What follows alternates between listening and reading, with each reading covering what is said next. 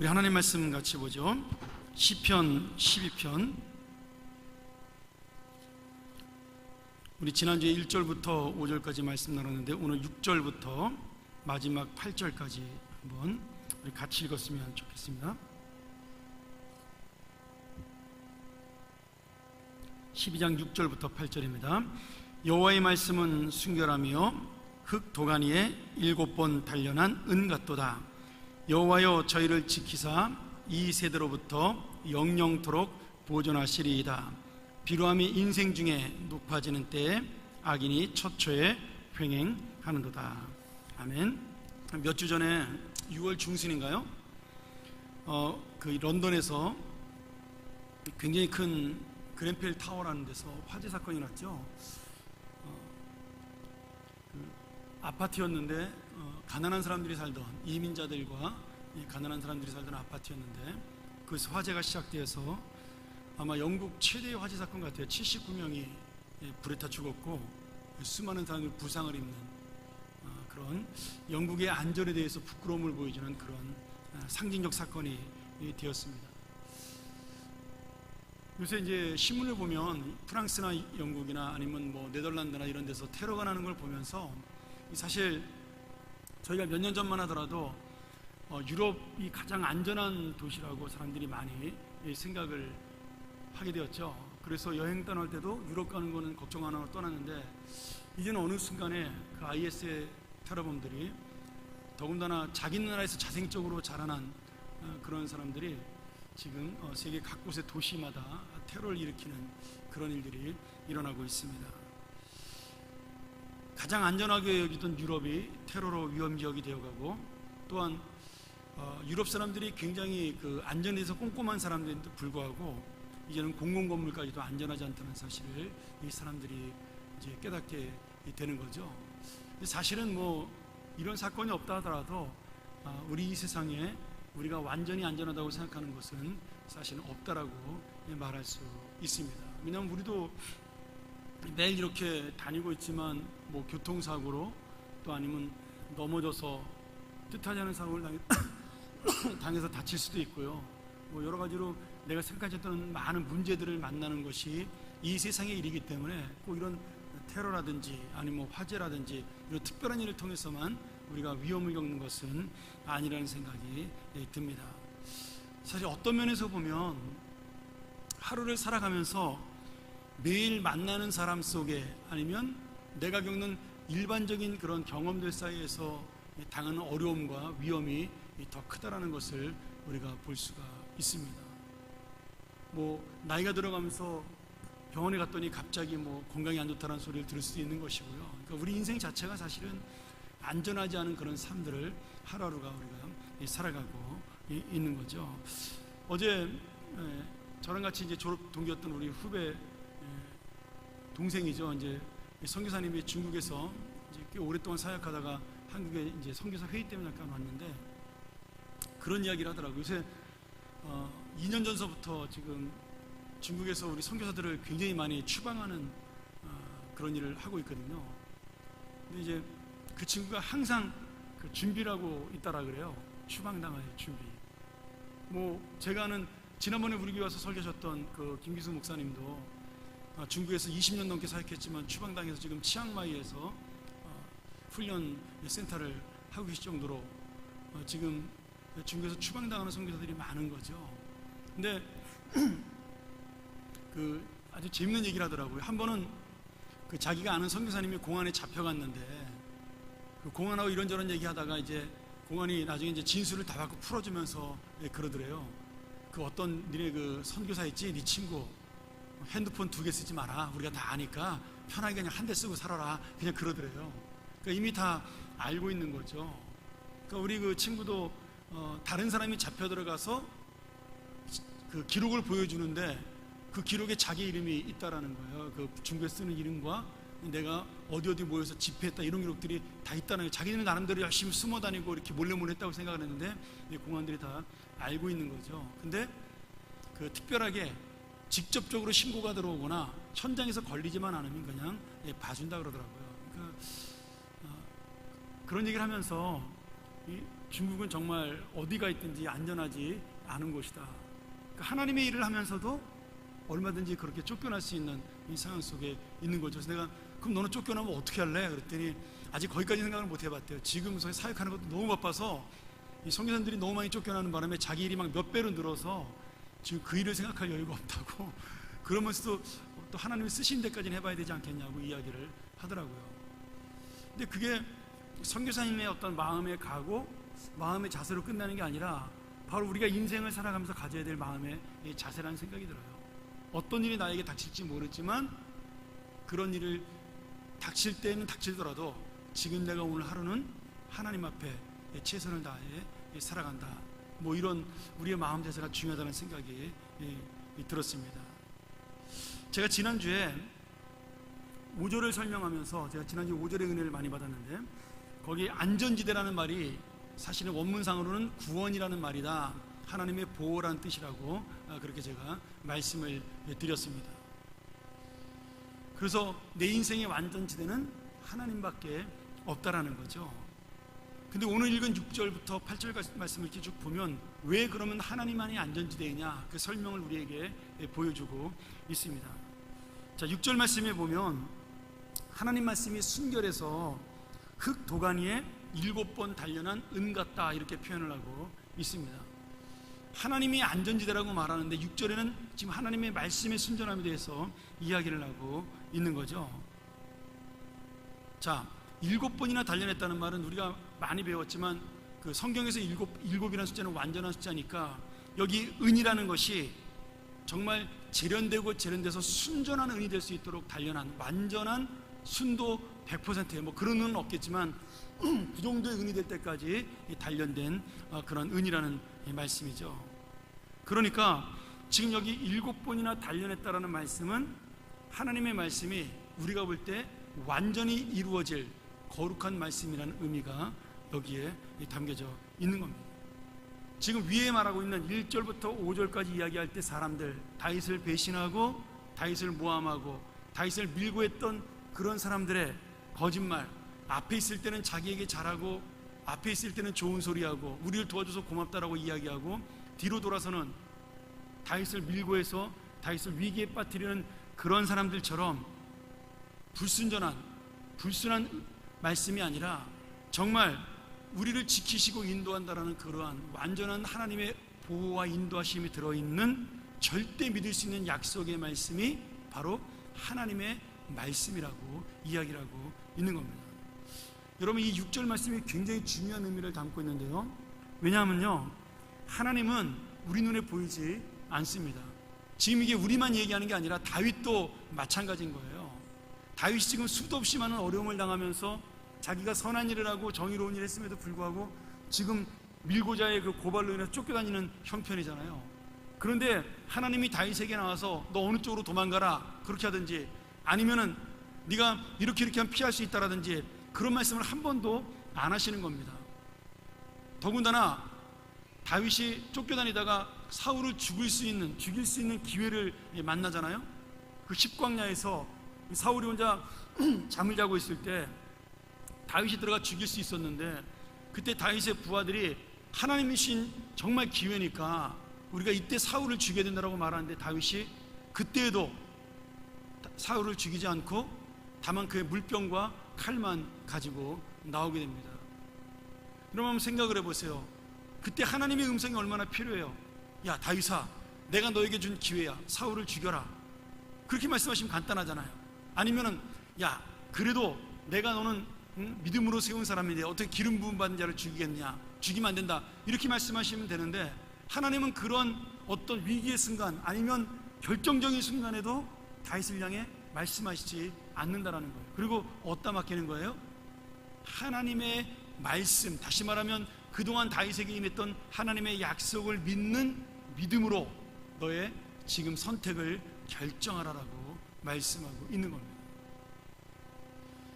여러분, 우리 인생 가운데 하나님은 우리의 눈에 보이지 않습니다. 뭐 가끔 꿈으로도 뭐 보고 환상으로도 보는 사람이 있다 그러는데 여러분 그래봤자 그까짓 거 아무것도 아닙니다. 저도 뭐 그런 체험 해봤지만 여러분 꿈이나 환상 가운데 분명하게 보여준 적 하나님 한 번도 없어요.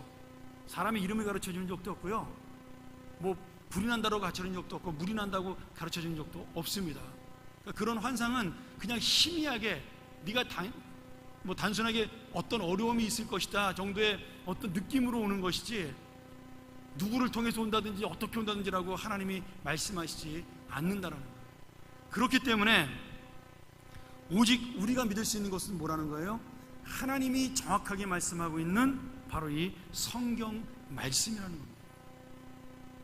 여러분, 지금 하나님이 내가 안전지대야, 내가 구원자고 내가 보호자야, 너 나를 믿어야 돼, 그 말씀의 근거를 뭐로 들고 있다고요? 하나님의 말씀에 그렇게 쓰여 있다라는 겁니다. 내가 너를 보호한다라고, 내가 너를 함께하고 있다라고 말씀해 주는 것, 그것이 바로 내가 너를 구원할 것이라는 약속이라고 우리에게 보여주고 있는 거죠. 자, 하나님께서는 말씀을 믿고 사는 자는 반드시 지켜주실 의무를 가지고 있습니다. 제가 여러 번 얘기하지만 우리가 기도할 때 하나님이 꼼짝없이 우리의 기도를 응답할 수 있는 그 비결은요, 하나님의 말씀을 가지고 기도하는 겁니다. 그래서 기도하기 전에 성경을 읽는 것이 굉장히 중요하죠. 그리고 그 말씀을 의지해서 기도하는 것이 너무나 중요합니다. 우리 제자훈련 할 때 성경 암송을 시키면 원래 2개씩 시켜야 되는데 제가 마음이 약해가지고 1개씩밖에 안 시키는데 그게 어렵습니다. 외워지지가 않아요. 저 수십 년 했는데 자꾸 잊어버리거든요. 훈련할 때마다 저도 외우는데 또 잊어버리거든요. 그런데 어느 순간에 기도할 때, 그 상황이 될 때 그 말씀이 탁 떠오를 때가 있다라는 거예요. 내가 외우고 있는 그 주님의 말씀, 내가 기억하고 있는 그 말씀이 나에게 힘이 되고 능력으로 다가와 준다라는 거죠. 그래서 여러분, 우리가 평소에 성경을 읽는 것이 얼마나 중요한 건지 몰라요. 어떤 사건을 만났을 때 하나님, 그때 말씀에서 다윗이 이런 일을 만나지 않았습니까? 그때 다윗을 도와줬다면 저는 왜 도와주시지 않습니까? 라고 기도하면 하나님은 도와줄 수밖에 없다라는 거예요. 그러니 여러분, 기도하기 전에 말씀을 보고 기도하는 것, 우리가 큐티를 하는 것이 얼마나 중요한지를 잘 아셔야 돼요. 오늘 하나님께서 그래서 7절 말씀에 보면 계속해서 하나님의 말씀을 믿고 사는 자를 내가 영원토록 지키고 보존한다, 이렇게 말씀해주고 있는 겁니다. 그 6절의 말씀, 정말 완전하신 하나님 말씀을 의지하는 자, 그리고 그 말씀을 붙드는 자, 그 약속을 믿는 자는 하나님께서 그를 지키사 영영토록 보존하신다, 이렇게 말씀해 주고 있는 거죠. 제가 사전에서 설교 준비하면서 이 지키다는 말하고 보존한다는 말을 한번 찾아봤습니다. 제 마음속에 와닿더라고요. 그랬더니 이 지키다는 말이 히브리어로 샤마르라는 말인데, 하나님이 관찰하고 세심하게 우리를 보고 있다라고 그런 뜻입니다. 여기 지킨다라는 말이 어떻게 지키는 거예요? 그냥 대충 막아서 지키는 것, 안 보고 지키는 것이 아니라 내가 어떤 상황인지 우리의 아픔과 고통을 세밀하게 살피면서 지금 관찰하고 주시하면서 언제 내가 너를 도울 수 있을까, 언제 내가 너와 함께 할 수 있을까, 그 시기를 보면서 하나님이 우리를 지금 관찰하고 있다라는 겁니다. 그리고 내 안에 있는 그 조그마한 아픔까지도 세밀하게 살피시고 있다, 이것이 바로 지킨다라는 뜻입니다. 여러분, 아이는요 밖에서 놀 때 마음껏 뛰어놉니다. 부모가 보고 있는 거 안 보고 있는 거 상관이 없어요. 제가 우리 교회 옆에 이 놀이터에도 보면 토요일날 엄마들이 애들 데리고 굉장히 많이 나와서 이렇게 놀더라고요. 뭐 러시아 대사관에서 러시아 사람들 나와서 놀고. 근데 부모들은 자기들끼리 이렇게 얘기하면서 아이들을 계속 주시하고 있지만 아이들은 부모를 보지 않아요. 그 미끄럼틀에 뭐 아니면 그 뛰어놀면서 자기가 막 그 놀이기구를 타면서 거기에 정신이 팔려서 아무것도 관심 갖지 않습니다. 그러다 어느 순간에 엄마가 생각나서 엄마를 쳐다보면 엄마하고 눈이 마주치는 거죠. 여러분, 그게 바로 하나님이 말씀하시는 지킨다라는 뜻입니다. 내가 너를 끝까지 관찰하고 있다, 지켜보고 있다라는 뜻이 되는 거죠.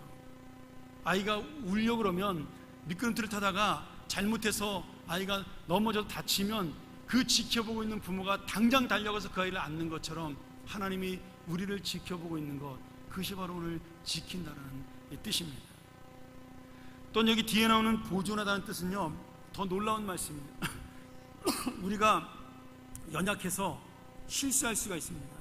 잘못할 수 있잖아요.